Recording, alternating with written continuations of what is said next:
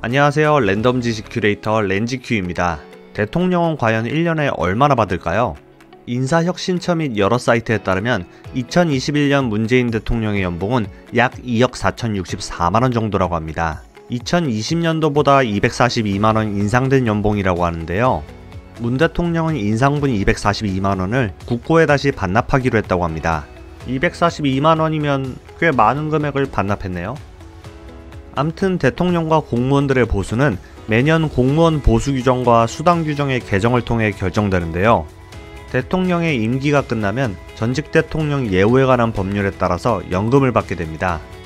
연금액은 지급 당시 대통령 보수연액의 95%라고 하는데요. 여기서 보수연액은 대통령 월급의 8.85배라고 합니다. 만약 지금 보수로 따지면 문 대통령은 연금액으로 약 1억 7,700만원 정도를 받게 됩니다. 한 달에 대충 1,470만원 정도 받겠네요. 실제로는 아마 더 받게 될 겁니다. 웬만하면 매년 연봉이 오르기 때문이죠. 참고로 대통령이 사망하게 되면 배우자에게 보수연액의 70%가 연금액으로 지급된다고 합니다. 그리고 재직 중에 대통령이 탄핵되거나 금고 이상의 형이 확정되면 연금 지급도 중단됩니다. 참고로 프랑스의 에마뉘엘 마크롱 대통령은 이런 대통령 특별연금을 포기하고 다른 국민과 마찬가지로 보편적 연금을 적용받기로 결정했다고 합니다. 최근에 모 백화점 VIP 라운지에서 직원들이 고객용 디저트를 발에 올려놓는 등 심한 장난을 쳐서 화제가 됐었는데요.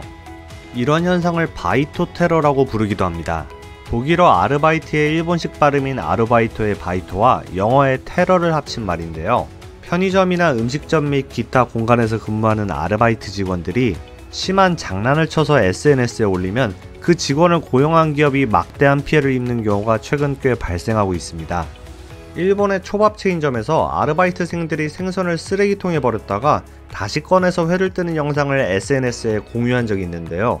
해당 직원을 고용한 기업은 불매운동을 겪어야 했고 모든 점포를 이틀 동안 휴업시키기도 했다고 합니다. 알바생들이 정직원보다 책임감이 낮아서 발생하는 사건들이라고 하는데요. 글쎄요, 과연 그럴까요? 모든 제조 과정을 지켜보는 감시자를 따로 고용해야 될까요? 기업 입장에선 참 난감한 문제라고 합니다. 지난 영상에서 주식하는 사람들이 대폭 늘었다고 말씀드렸는데요. 흔히들 영화나 드라마에서 보셨듯이 한국에선 개인 투자자들을 개미라고 부르죠. 중국은 부추라는 단어를 사용합니다. 특히 청년층이 많아서 청년부추라고 부르는 경우가 많습니다. 참고로 미국은 로빈후드, 일본은 닌자개미라고 부른다고 하네요. 요즘 무조건 주식 사라는 말이 돌기는 하지만 꼭 전문가와 함께 상담하며 성공적인 투자하시기를 소망합니다.